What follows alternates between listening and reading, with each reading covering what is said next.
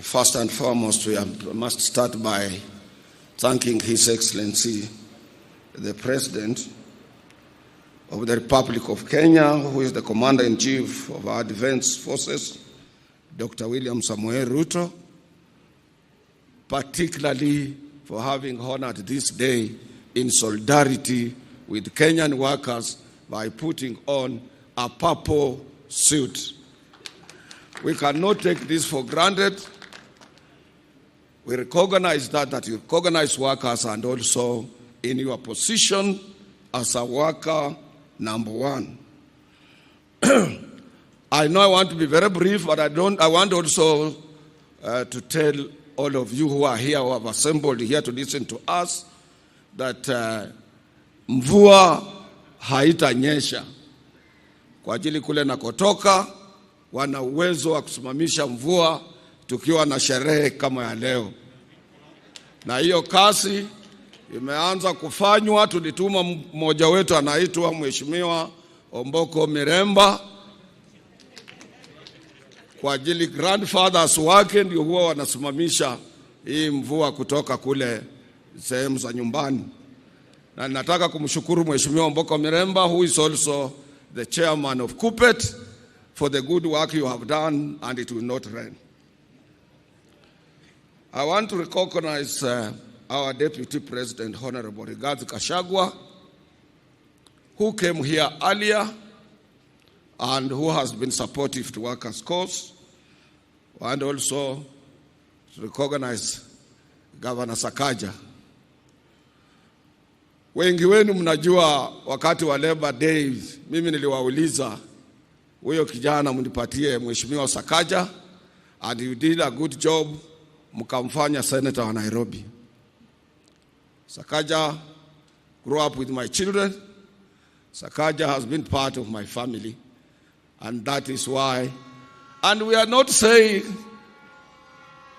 that the performance vis-a-vis his position might not be satisfactory, but we must develop channels such as the one I've developed, and I communicate to him on issues of informal sector in Nairobi and what is happening and how we can make our city to be beautiful without really throwing stones at him.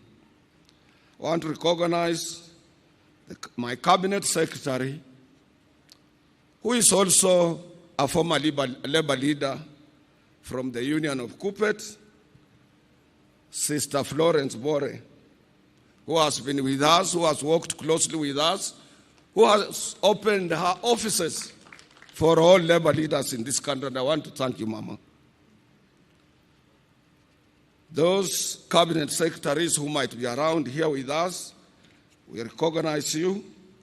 Our Principal Secretary, Minister of Labor, Social Protection, State Department for Labor, Honorable Shadrach Mwangola Mwadime, the Principal Secretary, Minister of Labor and Social Protection, State Department for Social Protection and Senior Citizen Affairs, Honorable Joseph Mogosi Motari. Other Principal Secretaries present: my twin sister, Executive Director of Federation of Kenya Employers, Sister Chaglin Mugo, the Honorable Member of Parliament for this area, the young man Felix Jalango, is very much known as Jalas.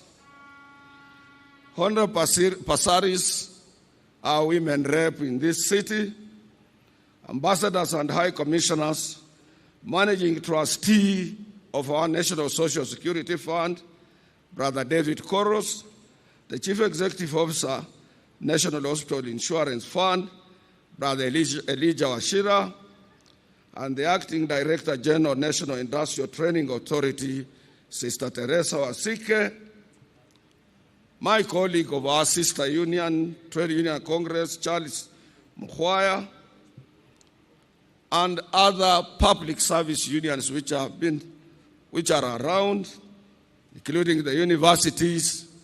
I was impressed to see your floats. And other dignitaries that are present, brothers and sisters. I want to be very much brief because our guest of honor is a person of several engagements in a day, and we cannot afford to keep him here for a longer time. Na nataka munisikize kidogo. Sijui kama nasikia hii, nasema nasitaka asikie.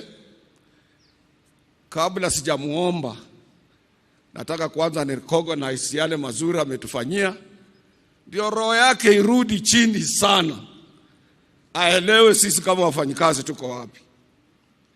First and foremost, Your Excellency, I want to take this opportunity to thank you for honoring our invitation to be our chief guest today on this, our 59th Labor Day celebrations, under the theme of the work you are doing, that Kenyan workers stand for advanced information technology training to drive our digital economy. Your Excellency, that's where the world is going. The world is going digital, and that is why our executive board decided that theme. Let me also thank you, Your Excellency, for assembling, that was a day before yesterday, assembling over 21 heads of government, including 14 presidents, during the International Development Association Summit in Nairobi. Your Excellency, I want to remind you, since I've been around for some time, that the only president who used to assemble a such magnitude number of heads of state, particularly from Africa and abroad, was the founding father of this nation, Mzee Jomo Kenyatta. And he went further to invite the different heads of the international institutions, including World Bank. As workers, we don't take it for granted. We want to echo your efforts because you are selling this country.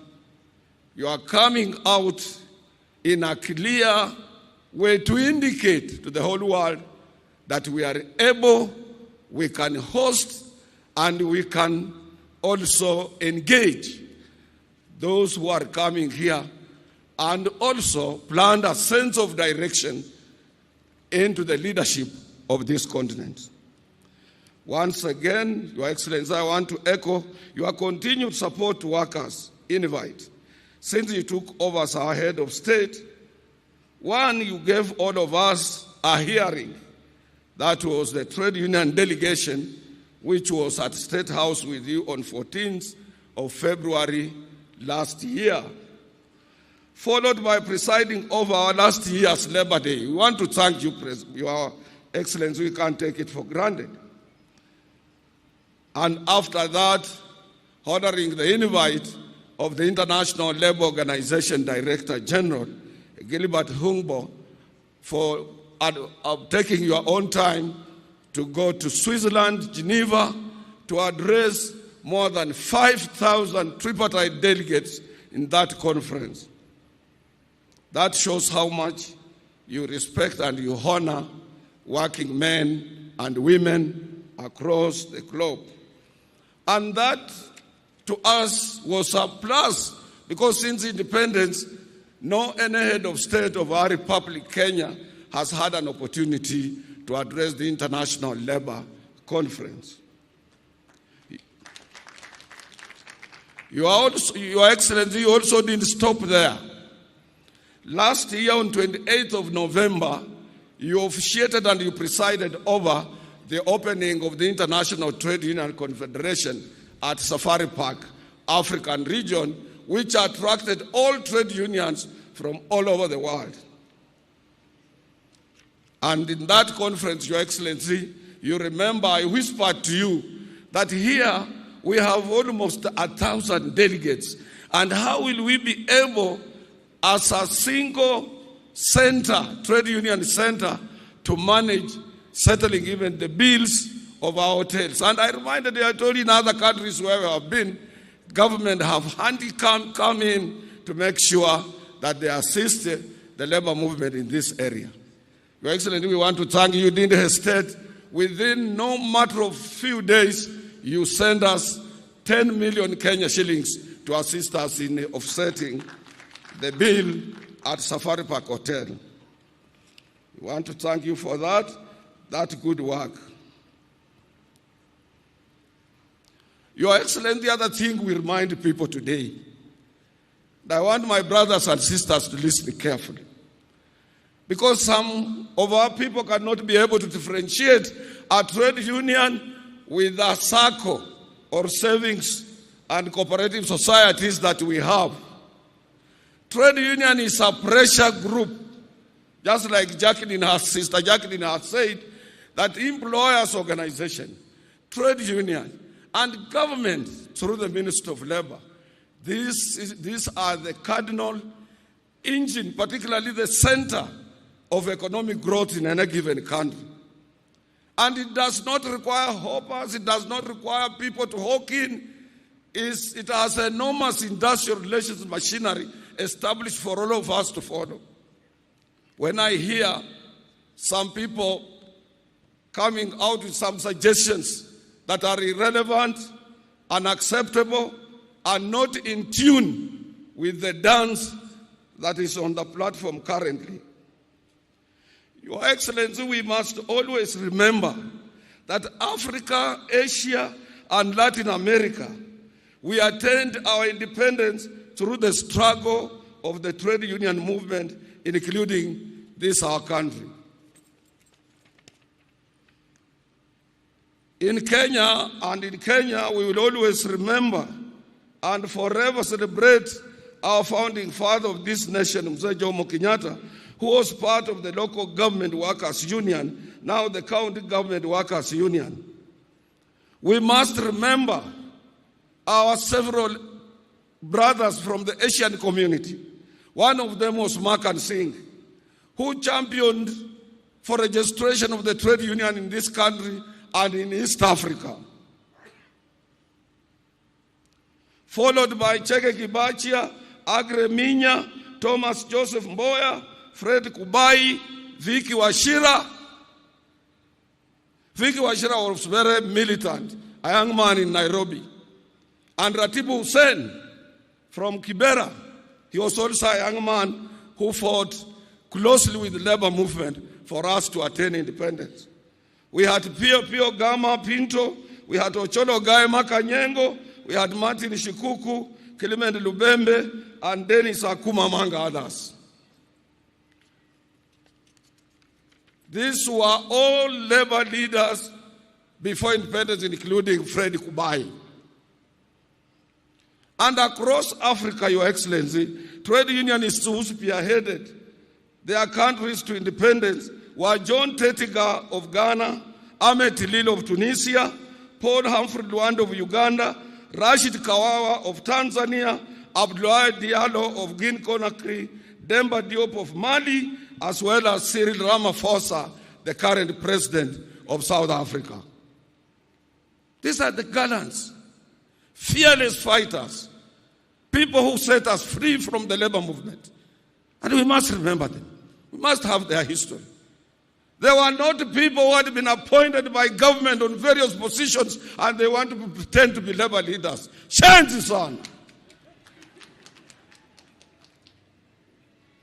And Your Excellency, today's trade union movement has changed from agitation to scientific dialogue. That is why you don't hear us on newspapers. That is why you don't hear us fighting.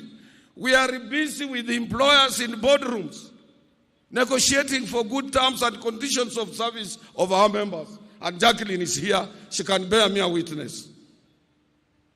In my own union, this year, I signed more than 44 CBAs to cushion workers from the cost of living. And some say, Atwoli, amekaa tu pale, hii mzee. Ni mzee wa ujuzi, mzee wa kisasa.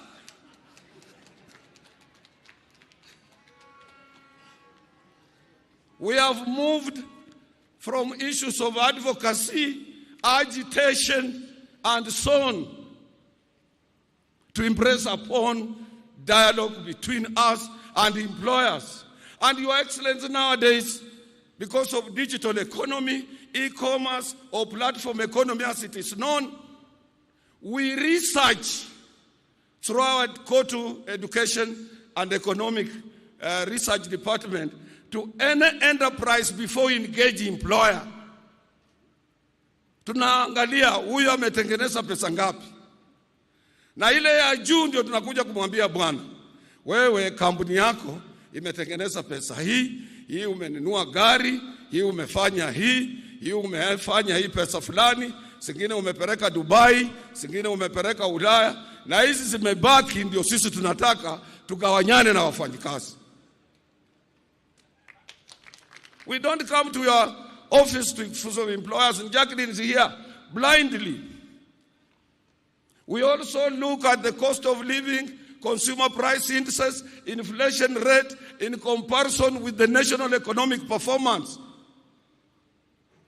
And when we demand, you cannot escape, you cannot run away, because we will go to the industrial court with those facts and we will get what we want, or the employment and labor relations court. Sasa sisi sio wajinga. Tukikuja kwako tunajua una pesa. Kama hauna tunajua hauna. Na CBA has about 40 to 30 clauses. We will look into those areas. Other areas we leave financial aside. We live until we support you to maximize profit, and with that profit we will share. Your Excellency, as I'm standing here, we have a slogan that an injury to one is an injury to all. Sister Jacqueline alishikia kidogo hali ya madaktari wetu, clinical officers. Saa ingine usiku hatulali, Your Excellency.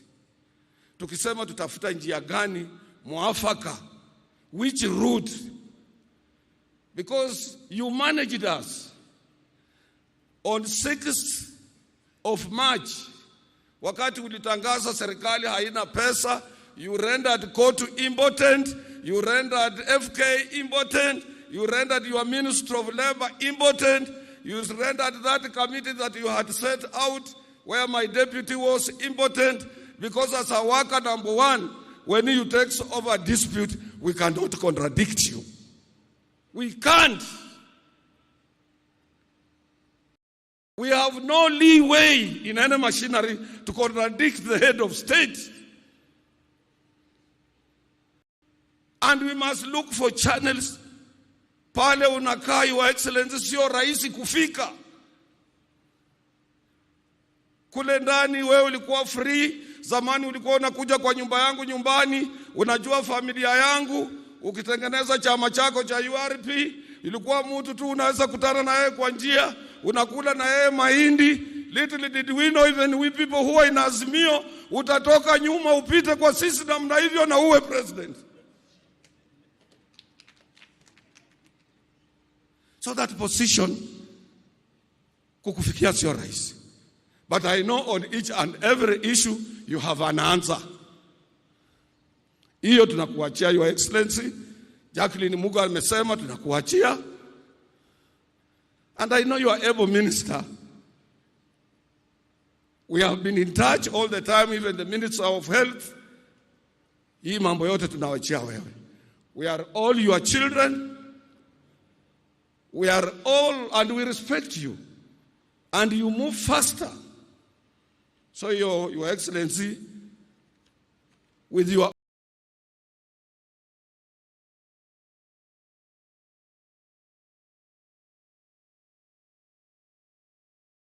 own wisdom and advice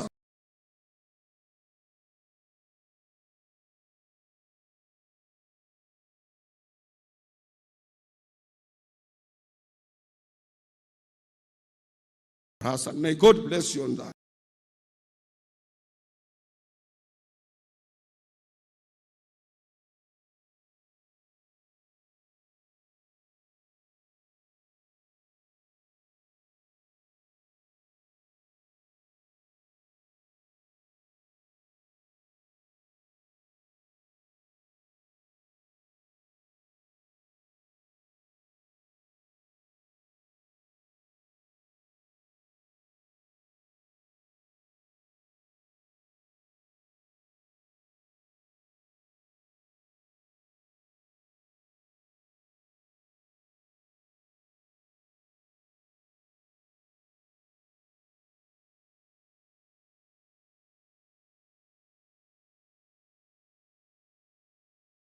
warehouse where I come from, and from other places, from Coast, from Kilifi, and from other places, simply because now you would have, this one opens the world and the young men to the world markets of business. And we want to thank you for that and appeal to you, Excellency. We have refurbished Tomboya Labour College at a tune of 500 million Kenya shillings without borrowing, coming from workers alone. And I want people who are making noise to visit Tomboya Labour College Kisumu. It's more than any known university in this country today. We are asking you kindly, Your Excellency, to support our efforts on that college and come and launch it as an IT center for our country, where we'll be able to train both workers, employers, and first-line managers from every farm that we deal with, and also from parastatals, and your government as well can use that institution.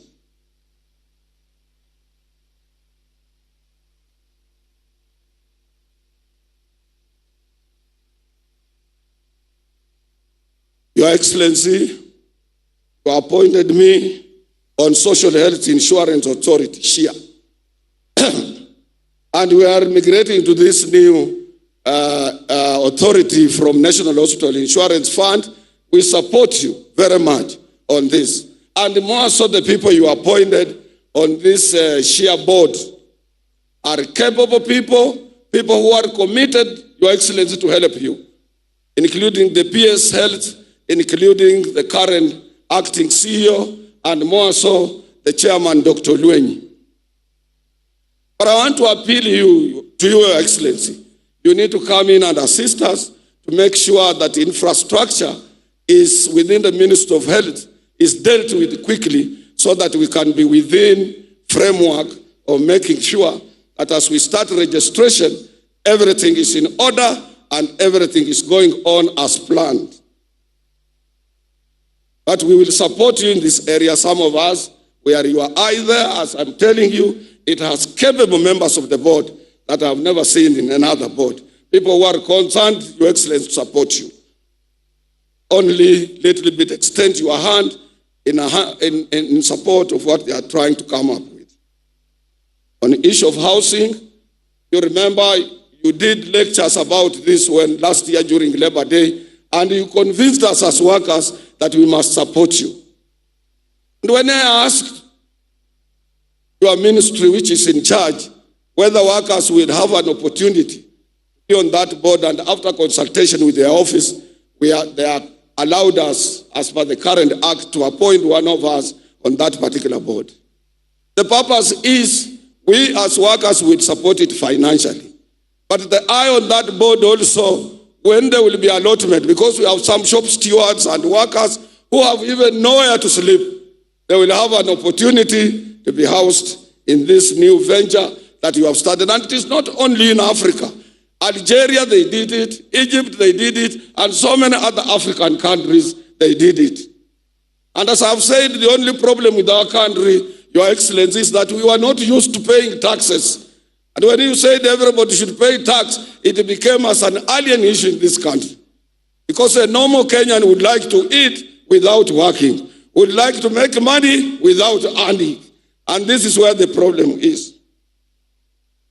I want to end there, Your Excellency. I don't want to tire you. But the last area I want to ask you, because I said I will recognize all good things you have done for workers of this country. And you will continue doing these things. And next year we will be with you. And other years to come. And we will give you support as a pressure group. And when we are called to kiitwa tutaitika sisi. Research yetu inatuambia, Your Excellency. But I don't know what is in your pocket.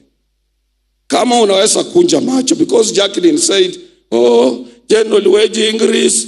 That is employer now. It's not anchored on any law. We must have wages council, sit and discuss and see how this general wage works. Let me remind my sister here, my twin sister.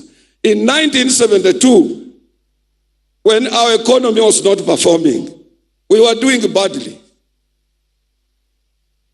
But then the late president, the founding father of this nation, Mzee Jomo Kenyatta, announced general wage increase at that time of 15%. Can you imagine? To everybody. And he also asked employers to increase their workforce by 10% in order to alleviate or to reduce unemployment in our country. Which law was it angered to? Anything that comes from the mouth of the president, let me tell you, people, anything that the president akikusalamia jambo, that is law. That is law. Usifikirie utaenda kutafuta law ingine pale ingine. So wacha tupeleke president pole pole na tumwangalie tumchunge na yeye atatuchunga. Na tunaomba yeye atupatie 22.5% or whatever he has put in his pockets. Ama tena nimesema vibaya? Nikiomba hiyo nimesema vibaya?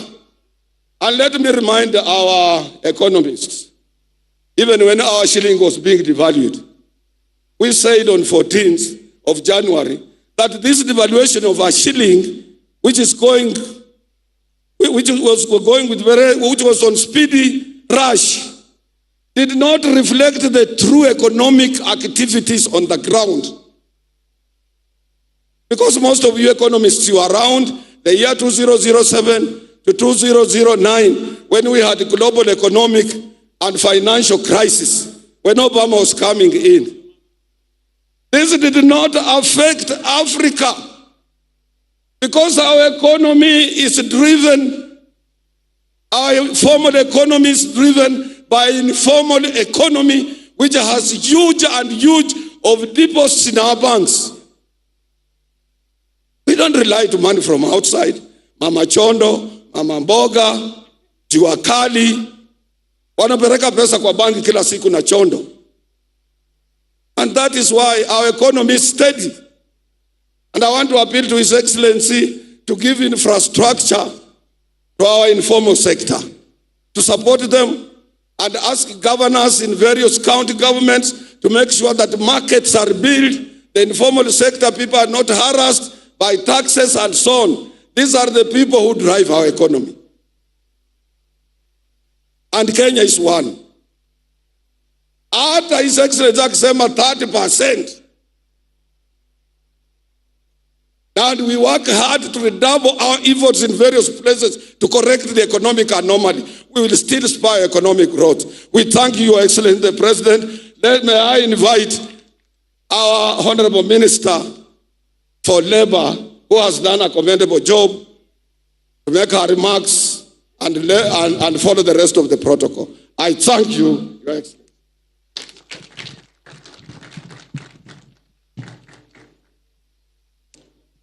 Thank you, Brother Francis Atwoli. Your Excellency.